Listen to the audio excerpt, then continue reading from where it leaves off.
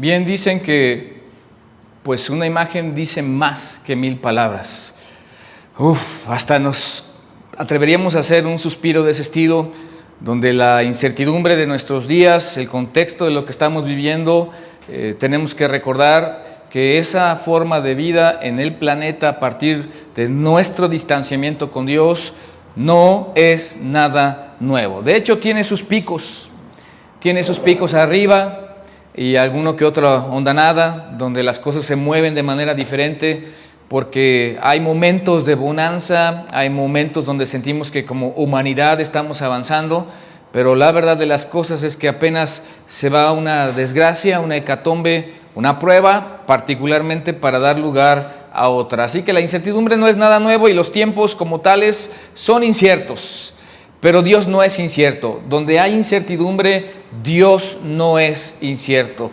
Y nosotros en este instante, todos los que nos están escuchando, diferentes contextos, no sé si es una persona que asista a una iglesia, que se identifique con una religión, pero vamos a tener que tomar una decisión. Y en este panorama la decisión es seguir a Jesús, poner nuestra fe en Él, o seguir lo que creemos de Jesús y poner nuestra fe en lo que creemos de Jesús.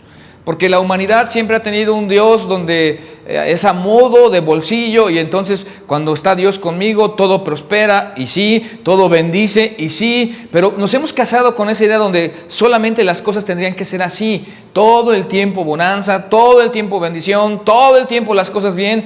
Sin embargo, los planes de Dios son diferentes y lo podemos ver a través de la historia. Y la incertidumbre que enfrentamos hoy no es diferente a la incertidumbre que enfrentaron los hombres y las mujeres de la Biblia. De hecho, yo creo que todos ustedes tienen un ejemplar en su casa de la Biblia, y aquí en este libro hay mucha tensión, hay mucho drama, hay bastante de lo que el hombre sufre y ha vivido, porque nosotros, a diferencia de todos los seres humanos, no estamos exentos, ninguno de nosotros, a lo que pasaron los personajes bíblicos de historias reales, no míticas, y algunos de ellos sufrieron. Y tal vez uno de los momentos más dramáticos que ha vivido la humanidad, por lo menos en la historia bíblica, es cuando Jesús estaba a punto de celebrar su última cena, lo que nosotros conocemos el aposento alto.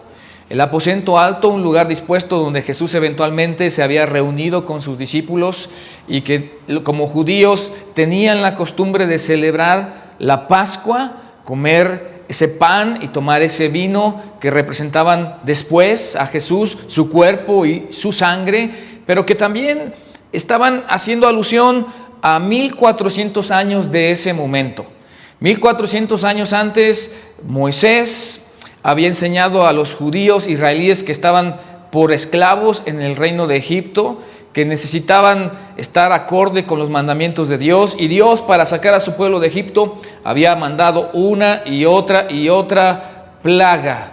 Y esas plagas, la última de ellas fue la mortandad de los primogénitos, donde había que sacrificar a un cordero pascual, y ese cordero pascual representaba y tipificaba al Cordero de Dios que quita el pecado del mundo. Así que toda la familia estaba reunida en esa última cena, porque al otro día por la mañana habrían de salir de la cautividad, del cautiverio de Egipto, los israelíes, y estaban comiendo el cordero a prueba, sin defecto, macho, joven, y lo estaban comiendo apresuradamente, y también estaba cocinado con hierbas amargas para enseñarles en algún momento aquel cordero que habían criado, la cercanía y el afecto que tenían con él, lo que a Dios le costaría entregar a su hijo por nuestros pecados. Momentos de tensión, momentos de incertidumbre. Imagínense, por 400 años han orado a Dios los israelíes.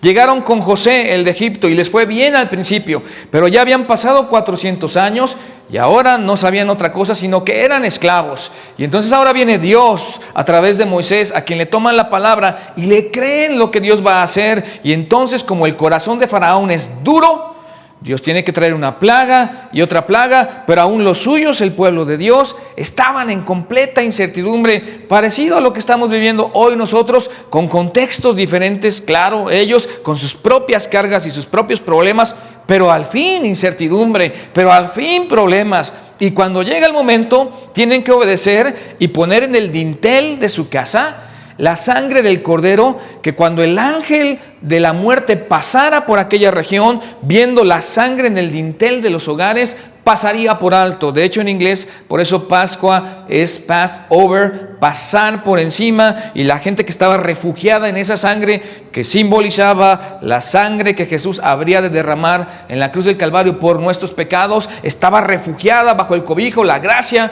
el perdón de Dios, y por lo tanto no tocaba aquella casa. Y así que el otro día Faraón tiene que encaminar a los judíos, los pertrechan de oro, de cosas, de enseres, y los permiten ir. 1400 años después, Jesús con sus discípulos, en circunstancias de tensión también, porque Jesús para ese momento, cuando Jesús está reuniéndose con los suyos, es un líder en la nación, es un personaje icónico, es toda una celebridad, pero las circunstancias están medias raras. Los discípulos pueden sentir que algo no está del todo normal, porque esta preparación de esta Pascua, Jesús no les ha dicho nada en lo absoluto. Se va a aparecer un hombre misterioso que va a cargar con un cántaro de agua, y a él lo van a tener que seguir para luego al dueño de la casa decirle dónde está el aposento de parte de Jesús, que está preparado para que Jesús y sus discípulos coman de él. Y tienen que venir durante la noche. No hay cantos, no hay hosana el que viene en el nombre del Señor. Judas, el traidor, ahora lo sabemos, en ese momento ellos no lo saben, tiene un comportamiento raro. Hay algo extraño en su ser que anuncia que no está bien. De hecho, cuando van a comenzar la fiesta de los panes sin levadura y la Pascua, la última que Jesús comería con los suyos, 2 días antes en Betania, una mujer echó sobre el cabello de Jesús un alabastro de perfume, donde ungió anticipadamente a Jesús para su muerte. Y hubo gran crítica y murmuración de los demás, y entonces este Judas, terminando esa escena, salió a buscar a los principales sacerdotes para acordar con ellos traicionar y venderles a Jesús.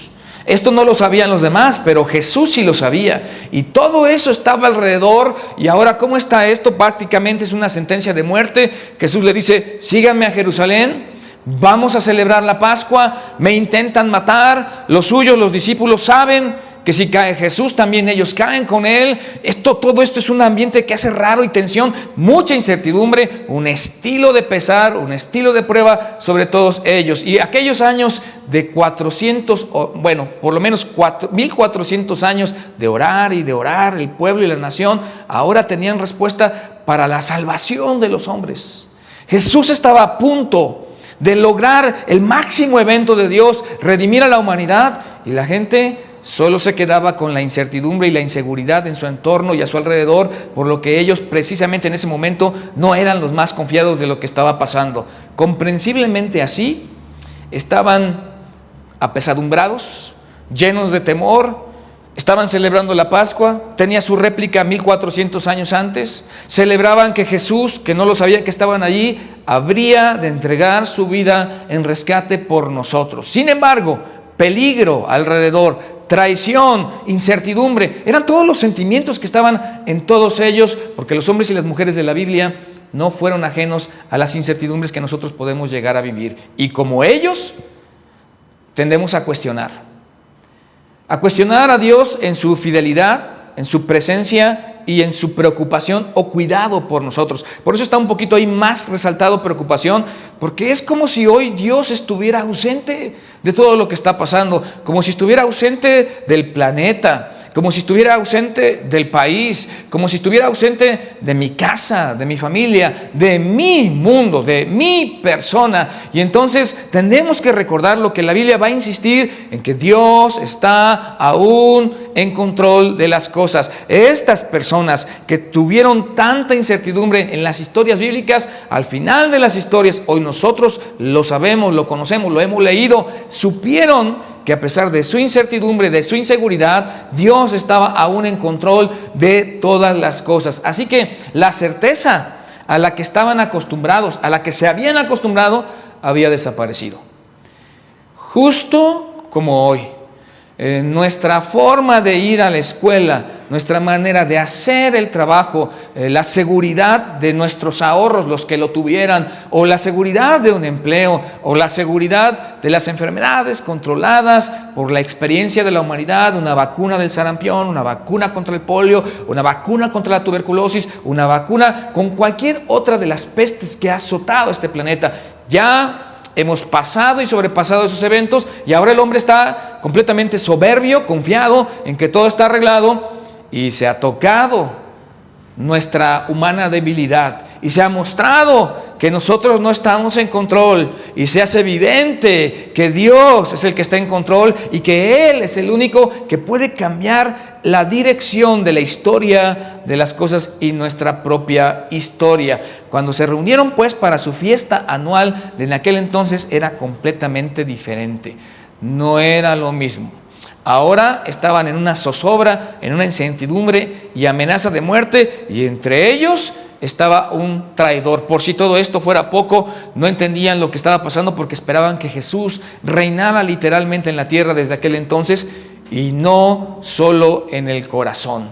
De manera que podemos recordar y decir, todos nosotros, Dios todavía tiene el mundo en sus manos. Y aquí, en estos 3 temas que veremos a partir de este domingo, estaremos insistiendo y revisando los pasajes bíblicos como este del aposento alto, cuando Jesús va a celebrar la última cena con los suyos, que Dios está en control y que tal vez esto de momento no me ayude en nada a mí, no me regrese mi trabajo, no llene mi despensa, pero sí tiene la bendición y el arreglo de Dios en una forma en la que nos vamos a maravillar en algún momento de los milagros de Dios en nuestra vida. Así que les invito a que vayamos ahí a leer lo que se proyecta en este instante delante de ustedes, que es el Evangelio de Marcos, el capítulo 14, versículo 17. Y entonces Jesús va a empezar a hablar con sus discípulos y les dice, y cuando llegó la noche, vino Él con los 12. Habían llegado ellos antes. Jesús no había entrado. Ahora Jesús había entrado de incógnito. No quería que nadie supiese lo que estaba haciendo. Aquella cena y aquella celebración, aquella reunión con tanta incertidumbre, estaba rodeada por mucho peligro, de manera que solamente los 12 convocados, llamados, escogidos por Él para formar los 12 pilares, los 12 cimientos de su iglesia, habían sido convocados, y nadie se tenía que enterar de esto. Esto ya era extraño para los suyos, siendo que Jesús se movía entre ellos siempre con toda libertad. Y cuando se sentaron a la mesa, dice el versículo 18, mientras comían, dijo Jesús, de cierto os digo que uno de vosotros que come conmigo me va a entregar. Si quieren leer una vez más ese versículo, por favor. Y cuando se sentaron a la mesa, sí, mientras comían, dijo Jesús, de cierto os digo que uno de vosotros que come conmigo me va a entregar. Ahí está la incertidumbre, la zozobra y todo el peligro que se cierne sobre sus cabezas, porque Jesús está diciendo allí en una comida privada con máxima intimidad que alguien de los que estaban allí lo iba a entregar. Eso es máxima intimidad, como en nuestros días, en nuestra cultura, en nuestras casas. Es como invitar a alguien a su casa y luego que terminan de comer, decirle, ok, ya terminó la comida, pero saben, aquí entre nosotros va a haber alguien, un traidor que nos va a dar la espalda. ¿Ya sintió el shock? Ahora imagínense, 3 años y medio que Jesús ha convivido con los suyos y están los discípulos ahí, y entonces más o menos por el comportamiento de uno de ellos se puede ver que la afinidad de uno de ellos no está del todo completamente con Jesús, y por lo tanto si no está con Jesús tampoco está con ellos. Por eso las cosas no van bien, porque Jesús no dice algo y se equivoca, y Él lo que está diciendo ahí, uno de vosotros me va a entregar. Así que sin duda uno de ellos, por eso las preguntas, lo va a entregar. Entonces ellos comenzaron a entristecerse y a decirle uno por uno, ¿seré yo? Y el otro, ¿seré yo? ¿Acaso seré yo? Y en algún momento le dijeron a Juan, el que se recostaba en el regazo del Señor Jesucristo, pregúntale quién es y cómo van a ser las cosas. Pero fíjense allí la palabra que está resaltada para ustedes y para mí. Comenzaron a entristecerse. Y yo quiero proponerles que más que tristeza era una situación de decepción. ¿Que no había un reino para establecer? ¿Que no eran ellos los principales apóstoles? ¿Que no eran los comisionados de parte de Jesús? ¿Que no habría de estar Jesús con ellos? y de quitarles el yugo de esclavitud que tenían en ese momento del Imperio Romano, emancipar su esclavitud y ser personas libres. Básicamente su entendimiento de la vida estaba completamente trastocado y equivocado. Es exactamente como nuestro entendimiento, como el nuestro. Nuestra percepción de la vida no es la percepción de Dios, y como se tienen que desencadenar las cosas, no es precisamente la manera en la que Dios tiene planeado que se desencadenen según nuestra óptica, porque tenemos un concepto de Dios que nos tiene que bendecir todo el tiempo, que tenemos que estar sanos todo el tiempo, que tiene que cumplir todos nuestros caprichos todo el tiempo, que tiene que darnos todos nuestros antojos más allá de nuestra necesidad, y como eso hoy ha sido tocado, entonces las cosas nos decepcionan.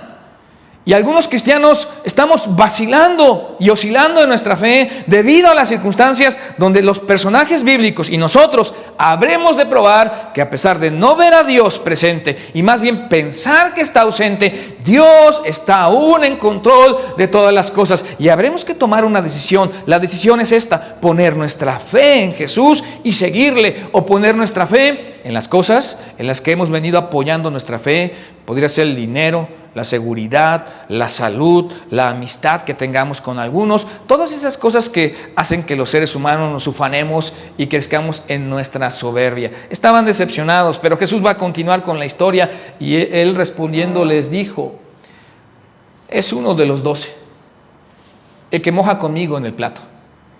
El que va a traicionar al Señor es uno de los 12, el que moja conmigo en el plato. La máxima intimidad y la máxima confianza. ¿Seré yo, maestro? ¿Seré yo, maestro? ¿Seré yo, maestro? Yo quisiera animarle, por el amor de Dios, y a todos los que nos escuchan, independientemente del contexto en que tengan y que hayan crecido, de esto que estamos leyendo de la Biblia, de Dios y su palabra, que usted no sea de los que claudican, que usted no sea de los que retroceden, que usted no sea de los que abandonan al Señor y su fe. Que seamos capaces de, independientemente si Dios nos sane o no cuando estamos enfermos, si Dios nos provea o no, o si se componga este panorama o no, porque ya pasamos muchas ciudades como Guanajuato, Querétaro y San Luis Potosí, de estar en semáforo naranja a estar en semáforo rojo. Si todo esto no cambia, decidir confiar en Dios y no ser uno de los que, a pesar de haber mojado, comido, estado cercanamente con Jesús, lo traicionamos o traicionemos. Y volvamos atrás y seamos mal ejemplo de la fe. Dice el versículo 21, a la verdad del Hijo del Hombre va, según está escrito de él. Mas ay de aquel hombre por quien el Hijo del Hombre es entregado. Bueno le fuera a ese hombre no haber nacido. Así que Cristo tiene su plan, hay un control, hay una profecía, hay una agenda de Dios, las cosas se van desencadenando y se van suscitando de acuerdo a este plan de Dios, pero hay intersecciones y equivocaciones de malas decisiones que los hombres tomamos a partir de un panorama de incertidumbre, y que precisamente Dios quiere tener el control de nuestra mente, de nuestro pensamiento y de nuestras emociones, para no empeorar más el escenario, para no hacer más problemas en las casas, para no acabarnos y consumirnos los unos a los otros, donde los hombres nos convertimos en los tiranos porque tiranizamos a los hombres. Y el hombre, el Hijo del Hombre va, hay una agenda, hay una meta, hay una profecía, pero nosotros nos podemos equivocar en las decisiones que estamos tomando, a partir de nuestros sentimientos, que son engañosos, porque el corazón del hombre es engañoso más que todas las cosas y perverso. Así es nuestro corazón. Por eso Jesús quiere que le sigamos a Él y que no perdamos de vista, independientemente de la incertidumbre, que Él finalmente está en control. La mayor parte de lo que encontramos en las Escrituras fue escrito en entornos de extrema incertidumbre. Todo lo que hay en la Biblia, si hay un lugar a donde correr hoy, cuando tenemos a dónde ir, a dónde visitar, tantas preguntas, tanta necesidad, tantas preguntas, y queremos no solamente hacer preguntas, queremos respuestas. Es ir a este libro, ir a la Biblia y ser un asiduo lector de ella, no solo visitante o que la ponga la Biblia abierta allí a la entrada de su casa, como algunos hicimos, hacemos o hicieron, como para espantar a los espíritus malos. No, no es un amuleto. La Biblia es para vivirse y para practicarse. Allí en la Biblia tenemos el lugar perfecto para venir en tiempos de incertidumbre. Es el lugar donde detenemos la narrativa, como vimos este viernes, de José, el que fue vendido por sus hermanos y que fue esclavo en Egipto y que después Dios lo usó para preservar la vida. Y es José, que siendo un hombre correcto, bueno, muchacho, adolescente de 17 años, tenía el odio y la envidia de sus hermanos sobre él, porque Dios también lo había escogido, y eso le granjeaba la envidia y el odio de los suyos a su alrededor, a tal punto que Dios le da ciertos sueños que le muestran la influencia y la eminencia y la preeminencia que Dios le habría de dar y poner en algún momento de su vida, por lo cual sus hermanos lo capturan, lo someten, lo meten a una cisterna, y él escuchaba esta plática entre ellos: ¿lo matamos o lo vendemos? ¿Lo vendemos o lo matamos? Yo sé que ustedes todos tenemos problemas con los hermanos mayores, ¿no? Con el hermano mayor en algún momento se llevó mal, pero ¿lo matamos y lo vendemos? Note la tensión, note el peligro de lo que tenemos ahí. No es cualquier cosa, no son caramelos, esto no son dulces, y de hecho, en un intento débil, lo someten a venderlo y a ser esclavo, que a la postre Dios lo usaría para bien. Y entonces el personaje, que lo más increíble de todo lo que sufre José, es que Dios estaba con él de cualquier manera. En el tiempo ahora nosotros es fácil leerlo y es fácil ver la historia bíblica, pero en su momento estos personajes bíblicos tuvieron que esperar la mano de Dios para al final corroborar que Dios de alguna manera siempre estuvo en control, siempre estuvo con José y no lo abandonó. Y luego, cuando usted dice, y yo recordamos del rey David, bueno, hasta hay unas mañanitas, ¿no? No sé quién se inventó eso de las mañanitas del rey David, pero estas son las mañanitas. ¿Ya se acordó? El rey David viene de la Biblia. Pero el rey David, en toda su jornada de fe y de ser usado por Dios, llegó un momento en que se entera que hay un ejército. El ejército que viene contra él viene comandado por su hijo, el preferido, el favorito de sus hijos. Y en ese momento tiene que huir por su vida, porque su hijo lo quiere derrocar y lo quiere acabar para entronizarse con él. Yo sé que todos nosotros tenemos problemas con nuestros hijos, sobre todo si están ahí entre los 12, 13, 14, 15 años. Pero aquí está el hijo formado, un hombre tal vez de 30, 35 años, completo, que viene para estar contra su padre. Pero cuando a la postre vemos cómo se desencadenan los eventos, notamos que a pesar de todo lo que la gente pudiera pensar, Dios estaba en control, y aún no era el momento de derrocar al rey David, porque reinó 40 años, y es más, Dios le dio la promesa que la descendencia de David tendría en herencia a un rey y príncipe que reinaría por la eternidad, hablando de nuestro Señor Jesucristo. Y luego podemos encontrar ahí en la misma historia a una madre asustada, porque los egipcios ven que los israelitas han crecido mucho, se han multiplicado. Esas son las historias que están aquí en la Biblia, en el libro de Éxodo, en el libro de Génesis, en el libro, cualquiera de los 66 libros que usted lea. Esta mujer está asustada.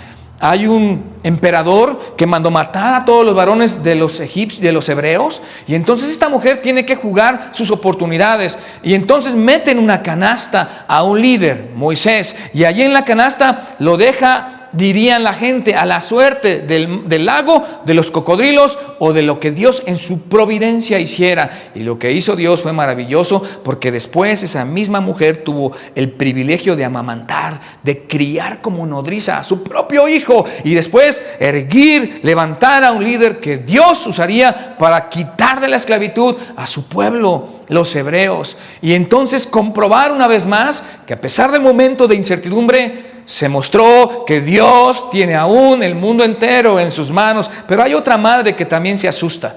No es la única, hay muchas historias. Y esta es la que está casada con José, la Virgen María.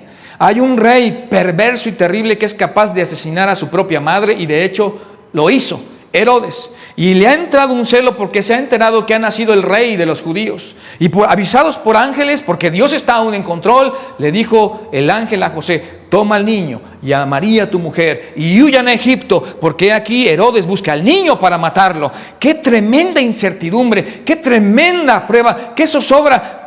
Qué fácil, ¿verdad? Agarre sus cosas ahorita y cámbiese a cualquier país de este planeta y vea si no es difícil moverse. Pero tenemos que buscar primero trabajo, ¿no? Llevar nuestros ahorros, conseguir el pasaporte, y ahora que revisen si estamos positivos para COVID-19 y poder ingresar a una nación, si nos permiten. Imagínense en aquellos días mover de repente a su familia y llegar siendo carpintero, humilde, sin más que el amparo al que siempre nosotros hemos estado, al amparo del Altísimo, al amparo de Dios, que después lo traería de regreso pasadas todas estas vicisitudes. Entonces podemos ver que la realidad es que Dios está aún en control, y podemos ver en la Biblia que la Biblia está llena de historias de personas que enfrentaron incertidumbre para luego descubrir que no solo Dios no está ausente, descubrieron no solo que Dios no está ausente, sino que a menudo está trabajando diligentemente para cumplir su voluntad en nuestras vidas, en este mundo, a aquellos que le aman. Ojalá y usted esté inclinando su fe a estar en Dios y en Jesús, porque usted tiene dos opciones: pasar esta pandemia, vivir esta incertidumbre, quejándose, tal vez hasta agitando el puño contra el cielo y contra Dios y demandando, haciendo consignas de que esto no es justo, y por lo tanto querer negar a Dios como un ateo y decir no existe Dios porque no estaría pasando todo esto. Usted tiene esa alternativa, o tiene la alternativa de poner su fe en Jesús, su fe en Dios, aceptar su voluntad y enfrentar esta pandemia. ¿Cuál de las dos opciones usted quiere? ¿La de quejarse o la de seguir a Jesús? Porque Dios va a hacer bendición a quienes Él ama. Recuerde que el mundo entero aún está en sus manos. Debido a que conocemos el final de las historias, es que nosotros podemos ver con gozo lo que vivieron todos estos, lo poquito que les acabo de narrar, apelando al conocimiento de algunos y dándoles noticia tal vez a otros que por primera vez estén escuchando de estas noticias. Allí está en la Biblia, pero la verdad es que ahora para nosotros es un poquito más difícil, porque nuestra historia todavía no está escrita. Y de hecho, el que la está escribiendo es Dios. Y el que sabe cómo termina esta historia es Dios. Y el que sabe quién se va y quién se queda es Dios. Y el que sabe la envergadura y la dimensión de lo que habrá de tomar esta pandemia es Dios. Y que Él está en control, todavía el mundo lo tiene en sus manos. Entonces, para seguir con la historia bíblica, esto se va a poner peor. Si usted puede sentir ya la tensión que está sobre los apóstoles, imaginándose aquella última cena y la vida de Jesús que va a ser entregada por nuestros pecados, va a subir de nivel. Y mientras comían, Jesús tomó pan y bendijo y lo partió y les dio diciendo: tomad, esto es mi cuerpo.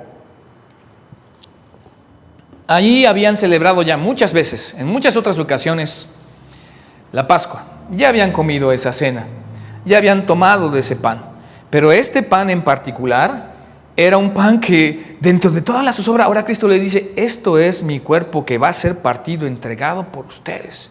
Y sube de todo el asunto porque es un mensaje prácticamente de muerte. Jesús está anunciando su muerte y la forma que nos va a sustituir en la cruz del Calvario, porque va a ser crucificado, y está subiendo la tensión entre ellos porque a pesar de haber escuchado durante 3 años y medio las enseñanzas de Jesús, no lo pueden entender del todo. Y ahora, tomando la copa y habiendo dado gracias, les dio y bebieron todos de ella, para luego Jesús igual decir: esto es mi sangre del nuevo pacto, que por muchos es derramada, presagiando su crucifixión, presagiando los años venideros de la historia de Jesús para acá, más de 2000 años ya, de guerras, de hambrunas, de pestes, de vicisitudes, de desequilibrios, de injusticias, de todo lo que los hombres todo el tiempo nos hacemos nosotros mismos a nosotros mismos. ¿Lo había pensado así?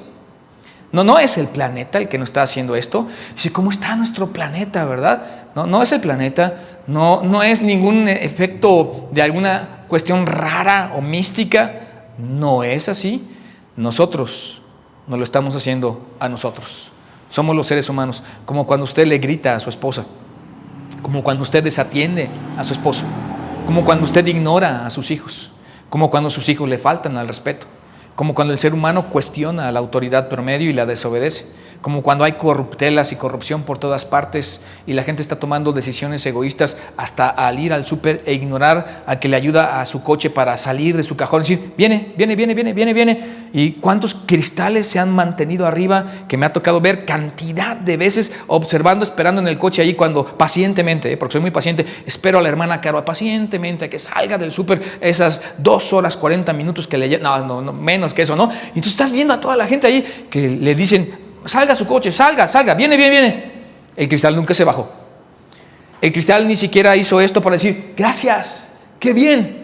Somos nosotros los que nos estamos acabando a nosotros mismos. Y claro, como haya sido esto del SARS-CoV-2 y la manera en la que se transmite ahora de manera rápida, contagiosa a todos los seres humanos para llegar a tener el tamaño de una pandemia mundial, eso es cosa de que nosotros los seres humanos no hemos hecho caso de lo que Dios vino a hacer por nosotros, a derramar su sangre, presagiando la salvación y el acto más maravilloso en medio de toda la incertidumbre, zozobra y desconocimiento de los suyos. Jesús va a ser crucificado y las malas noticias van a empeorar, porque el mundo de los apóstoles se les desmorona delante de ellos. No es para nada lo que ellos esperaban y pensaban. Entonces dice el versículo 27, Jesús les dijo: todos os escandalizaréis de mí esta noche, porque escrito está. A ver, otra vez. Entonces Jesús les dijo: todos os escandalizaréis de mí esta noche, porque escrito está: heriré al pastor y las ovejas serán dispersadas. Y entonces Pedro, como caminó sobre el agua, y entonces Pedro, como más adelante va a sacar la espada y le va a cortar la oreja a Malco, entonces Pedro dice: ya suficiente de malas noticias, ya suficiente de haber entrado aquí por la noche, ya suficiente de escuchar que a Cristo lo van a matar o lo quieren matar, ya suficiente de ver nuestros planes frustrados, ya suficiente de toda esta incertidumbre que estamos viviendo. Y entonces le puede decir a Jesús: yo no te voy a abandonar, pero después que haya resucitado iré delante de vosotros a Galilea. ¿Cómo es eso que te vas a morir? ¿Y cómo es eso que vas a resucitar, Señor? No lo puedo entender. Y Pedro va a querer hablar por cada uno de nosotros. Suficientes malas noticias para el momento, y todavía de colmo, Jesús va a morir. No es una crítica, Pedro. Así somos todos nosotros. Pedro se va a envalentonar y va a decir: aunque todos te negaren, aunque todos se escandalicen, yo no. Ya estoy cansado de malas noticias. Ese no era el plan, Jesús. Tú debías reinar. Este panorama se ha puesto negro, está turbio, se pueden ver los nubarrones. Ya no quiero más de esta incertidumbre. Quiero estar recobrando mi vida como la tenía tú como rey, guiando nuestra vida y cuidándonos. Ese era el plan, ¿no, Dios? Ese era el plan, Jesús. Y aquí está la pregunta que cada uno de nosotros debemos responder. Si a pesar de todas las circunstancias seremos capaces de poner nuestra fe en Jesús. Si a pesar de todo el desempleo y de todas las malas noticias y de la OMS, que la Organización Mundial de la Salud dice que ahora hay repuntes y rebrotes del COVID-19 y otras pandemias nos esperan y están por visitarnos como seres humanos, y tendremos que aprender a vivir no tan egoístamente y protegernos, cubrirnos, ayudarnos los unos a los otros en la medida que Dios lo permita. ¿Es posible, pues, que Dios todavía esté activo? Te podrías preguntar. Es una decisión que tienes que tomar, cumpliendo sus propósitos cuando no hay ningún indicio de su actividad. Tenemos que tomar una decisión si seremos capaces de poner nuestra fe en el Señor, como en aquel momento Pedro, vacilante: aunque todos se escandalicen de ti, yo no. Y no cantaría el gallo 2 veces cuando le negaría 3 veces al Señor. Y la hija del sumo sacerdote, ella como sierva, la muchachita sierva del sumo sacerdote, diría: este es uno de ellos. Su manera de hablar lo evidencia. Y entonces tener que maldecir vergonzosamente. Los demás huyeron y dejaron al Señor, pero Pedro subió de tono y de escala en su afán de querer ser importante, que realmente no somos absolutamente nada. No era importante. Y entonces su decisión fue equivocada.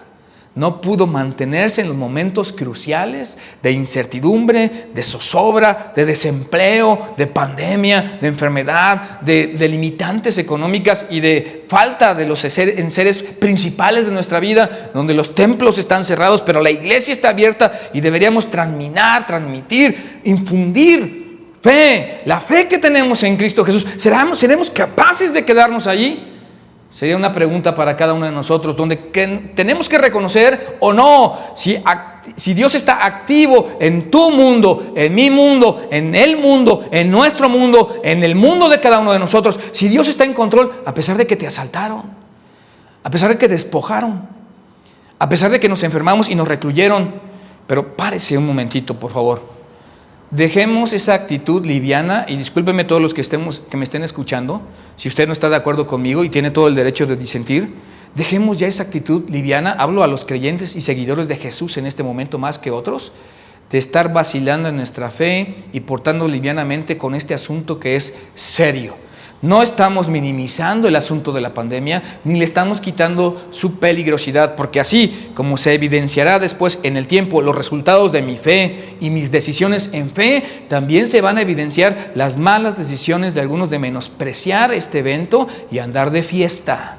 Y estar en la fiesta y no ser cautos. Sal a trabajar, no me malinterpretes. Sal y haz tu labor pidiendo la gracia y el cuidado de Dios. Pero una cosa es hacer lo que estoy obligado a hacer y otra cosa es andar de farándula, andar de fiesta. Son dos cosas muy distintas. ¿Estaremos dispuestos entonces a poner nuestra fe en el Señor? Lean por favor esto.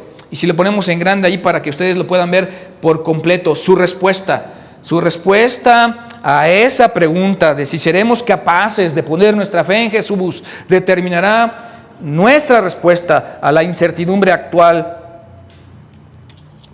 que estamos viviendo. Su respuesta a esa pregunta, ¿seremos capaces de poner nuestra fe en Jesús?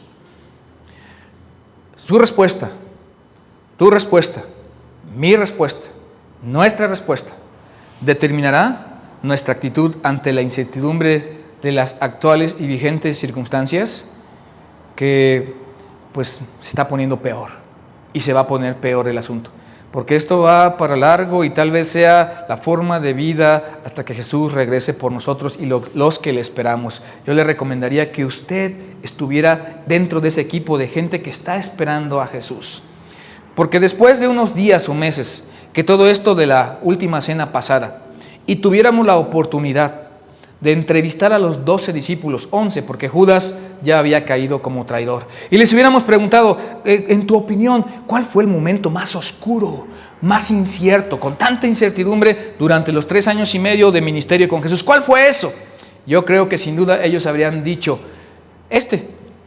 la última cena, con toda la oscuridad alrededor, las amenazas de muerte, la traición de Judas, nuestra propia incertidumbre de qué iba a pasar, y luego Jesús anunciándonos que su sangre habría de ser derramada y su cuerpo quebrado y quebrantado por nuestra causa, y nos quedaríamos sin líderes unas horas después poniéndolo en retrospectiva. Pero también si les preguntáramos, entonces, esas fueron las horas más oscuras, ¿me podrías decir ahora, Pedro o Juan o Tomás, cuál fue el momento más grandioso de la actividad de Dios entre ustedes mientras desarrollaron su ministerio? Y Pedro tal vez diría, como siempre, la misma hora. ¿Cuál? La hora de la última cena, cuando la oscuridad estaba alrededor, cuando las amenazas de muerte estaban delante de nosotros, cuando no sabíamos lo que habría de ser de Jesús, porque no entendíamos cómo era eso de morir y resucitar entre los muertos. No lo podíamos entender, porque cuando las cosas están rotas, cuando las cosas están mal, ese es el resumen de todas las historias bíblicas, de todo el proceder de Dios, de todo lo que el Señor hace a través de los tiempos. Cada vez que las cosas están de mal en peor, son los momentos sublimes que Dios usa para entrar en acción y sacar de lo que no es algo maravilloso, un milagro, un portento que nos lleve exactamente a donde nos quiere tener. Esa es la historia a través de los tiempos, la recapitulación de las cuestiones vívidas de cada uno de los personajes bíblicos. Y los apóstoles ahora podían decir, si les preguntáramos, ese fue el mayor momento donde Dios estuvo activo. Cuando más parecía que Dios no estaba presente, era cuando Dios estaba más presente, era cuando Dios hizo más cosas entre nosotros, es cuando Dios sacó a relucir su voluntad. Cuando la vida es incierta, Dios sencillamente no lo es. ¿Y esto me conseguirá trabajo? ¿Esto hará que mis finanzas crezcan? ¿Que yo ponga mi fe en Dios y que crea todo esto, que Dios usa los momentos sórdidos para sacar brillantez y luz de su parte? ¿Eso me ayudará en algo para recuperar mi escuela? Dirán los muchachos. ¿Se va a acabar lo del COVID? ¿Van a tener ya probada una vacuna? La verdad es que no. Yo creo que no. Yo no sé, sinceramente, qué es lo que sigue de lo que Dios está haciendo entre nosotros. Pero una cosa sí le puedo decir. Cuando usted y yo decidamos poner nuestra fe en Dios para que nos proteja, entonces usted va a poder acostarse tranquilo en las noches. Y va a poder descansar en Dios y entregarse por decir que Dios está en control de las situaciones, porque finalmente usted y yo no podemos cambiar las más de las cosas. Cuando yo ponga mi confianza en Dios y permita que Él cuide de mí, entonces voy a poder estar atento al movimiento de Dios y su gracia y ver hacia dónde encaminan las cosas, porque mientras tanto, si no, estaremos ciegos. Cuando permitamos que Dios nos proteja, evitará, si Dios nos protege, que nos inclinemos a tomar malas decisiones, como la de Judas, que claudicó y se fue a un lado en un momento sórdido y oscuro de tanta incertidumbre y tomó malas decisiones. Si esperamos en Dios, tendremos todo el tiempo para pensar y orar por las cosas y no tomar malas decisiones. Hoy más que nunca, la iglesia, los que creemos en Jesús, los que seguimos a Jesucristo, estamos llamados a modelar la vida de Jesús. Hoy más que nunca no nos deberíamos quejar. Los streaming deberían servir para que la iglesia se una, esté reunida, orando en un amén y un así sea, y así lo haga Dios, y buscando a las personas. Hoy más que nunca deberíamos confiar en Dios y ver que de esta desgracia que está sobre el planeta, Dios ha de sacar bendición, porque así es como Dios hace las cosas entre nosotros. Entonces, recuerde, cuando la vida es incierta, Dios no lo es. Cuando la vida es incierta, Dios no lo es. Y este mundo está lleno de incertidumbre, pero Dios todavía tiene el mundo entero en sus manos. Y yo quisiera terminar con una historia que no es mía. Ojalá y que esto resuma todo lo que venimos diciendo de cómo Dios se hace presente detrás de las circunstancias donde parece para nosotros que está más ausente y que no está presente. Andy Stanley conoció hace unos años atrás, cuando Obama era el presidente de los Estados Unidos, a un reverendo, precisamente yendo a conocer al presidente Barack Obama. Y como estaban revisando, cuenta Andy Stanley ahí la lista de los que habían de estar presentes para mencionarlos por orden y que no se equivocaran. Ahí estaba delante de Andy Stanley un reverendo, el reverendo Moss Jr., Otis Moss Jr., que es un pastor afroamericano que nació en 1935 y que para 1951, a sus 16 años, había sufrido la pérdida de los suyos, de sus padres, había quedado huérfano, cuenta él, no sabemos cómo, y estaba en los años más exacerbados del racismo y de todo lo que la nación de los Estados Unidos, en esa característica negativa, puede hacer sobre una persona. Le tocó vivir eso. Para sus 19 años, decidir entregarle su vida. Este pastor Moss le entregó su vida a Dios para ser el pastor, y en el tiempo de su jornada espiritual y de su ministerio, llegar a conocer a uno de los predicadores más famosos de todos los tiempos de todos los Estados Unidos, el doctor Martin Luther King, y todo lo que conlleva el movimiento para la igualdad y quitar delante de ellos un panorama siniestro de racismo. Y ahí estaba este reverendo pastor, y Andy Stanley le estaba preguntando todo lo que podía, y entonces estaba contándole todos los sufrimientos y todas las cosas que habría sufrido este pastor, este reverendo, para en algún momento, dice Andy Stanley, levantarse y ver hacia un lado, como cuando alguien ve al cielo, y cortar su conversación y comenzar a citar este texto. Y sabemos que a los que aman a Dios, todas las cosas les ayudan a bien. Así Andy Stanley se quedó en medio de la plática de todo lo que había sufrido y vivido. Imagínense, y claro que este hombre, por ser un africano, un americano africano, tenía todo el racismo delante de él y todo lo que había sufrido. Y entonces intercorta y se queda viendo, y sabemos, parece de predicador, ¿verdad? Y sabemos que a los que aman a Dios todas las cosas les ayudan a bien. Y entonces no pudo completar el texto por la emoción del momento, cosa que Andy Stanley sí hizo y dijo: esto es a los que conforme a su propósito son llamados. Todas las cosas le ayudan a bien, es decir, las cosas tuyas o las cosas mías o las cosas de todos, tus cosas no son mis cosas, las cosas de ellos no es lo que tú vives, o tú tienes tu propia realidad, tus propias limitaciones, pero nosotros sabemos que un norafricano en 1951, en el peor de los casos del racismo de Estados Unidos, debió haber sufrido todo, pero aquí está un hombre, dice Andy Stanley, que sabía perfectamente bien lo que significaba ver la incertidumbre, sufrir el dolor, tener un montón de pérdida y decir, y sabemos que los que aman a Dios, todas las cosas les ayudan a bien. Y cuando Andy Stanley termina el texto, narra ahí y dice, los que conforme a su propósito son llamados. Entonces regresa de estar volteando para acá el reverendo y le dice, pero a veces Andy Stanley, a veces se toma su tiempo. A veces toma tiempo que Dios haga lo que tiene que hacer. A veces es menester que nosotros esperemos cuando la voluntad de Dios cambie el panorama, porque Dios está aún en control de todo este planeta. Y para el caso de este reverendo, tuvieron que pasar tantas desgracias para cuándo imaginarse que un día estaría delante del presidente de la nación más poderosa del mundo, Barack Obama en su momento, y entonces como reverendo y siervo de Dios plantado, sabiendo que a veces Dios se toma su tiempo para hacer las cosas que nos ayuden para bien a todos nosotros. Terminemos entonces. Los tiempos son inciertos, pero Dios no.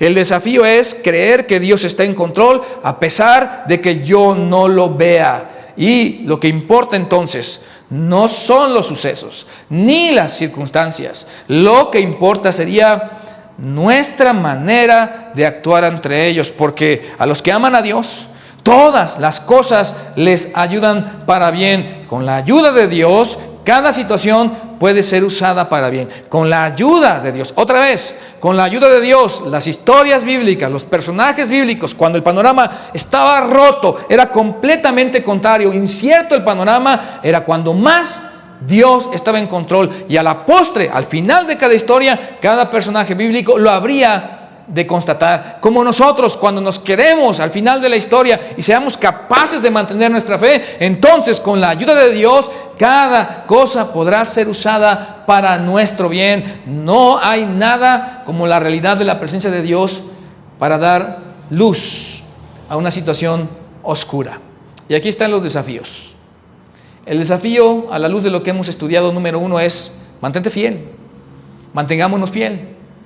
Manténgase fiel a Dios en todo lo que haga. No nos retractemos ni cambiemos, porque a pesar de que Dios no esté según nosotros presente, está más activo que nunca. Manténgase asido, mantente asido, mantengámonos agarrados pues a la visión que Dios nos dio en nuestra temprana vida, lo que Él tiene para nosotros, porque cuando Él abre, nadie cierra, y cuando Él cierra, nadie abre. Algún día les contaré parte de mi jornada. Cuando Él abre, nadie cierra. Y cuando Él cierra, nadie abre.